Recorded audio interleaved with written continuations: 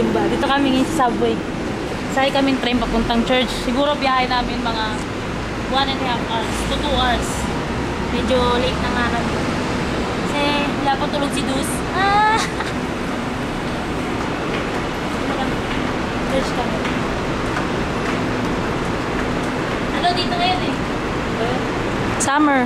Summer pero ilang araw nang umuulan kasi may bagyo sa Pilipinas. Si isang nasa Pilipinas kaya dito ngayon. Summer. Kaya yung mga babae ito, mga naka-pek-pek short mo. Kaya masarap sumakay ng subway. Naka-post. Masarap sumakay ng subway kasi marami ngayong mga babae naka-pek-pek short. Mambuboso tayo sa subway. Makakita tayo ng mga maikinis. Tsaka matagal ko na kasi hindi nagamit si Carl kasi matagal na kaming hindi nakapag-pasyal kasi lagi kami may pasok, ngayon lang kami simba ulit. Yan yung babaeng bababa sa may naka-pek-pek shorts.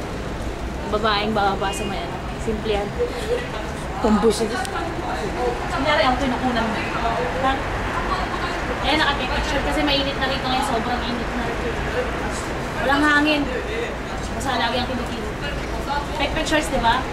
Pwede na yan? Hindi naman. Hindi ba? Hindi ba? This? Mamaya na lang ulit. Mamaya sa church, may video kami ulit, ha? Palitan ko na yung video ko sa Friendster kasi ano pa yun eh? Winter. Summer na ngayon, ha? Bye-bye.